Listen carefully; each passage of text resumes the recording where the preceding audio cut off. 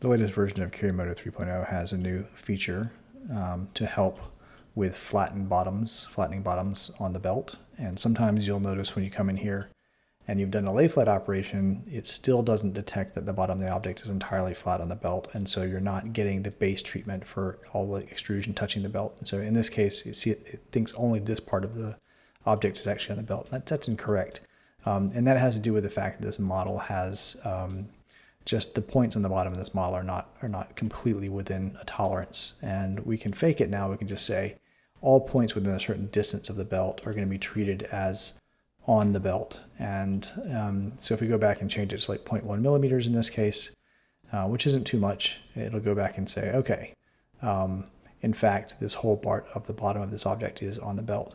And what about the sides here? That actually has to do with this particular object. And if I go in and look inside of this object here, we'll notice that it has this little lip on the side here. So in fact, technically it really isn't on the belt.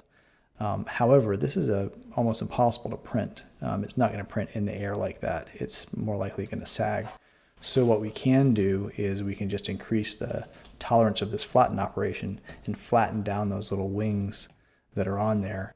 And just, we're going to say, hey, fake it. Anything within a certain distance of the belt, that's actually on the belt.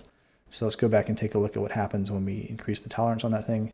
And now you'll see that it actually flattened out the edge of this object.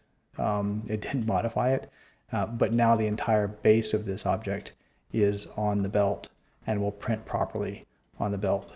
Again, this is a new feature. I hope you find it super useful. I know that I will. I look forward to your feedback. Thanks a lot.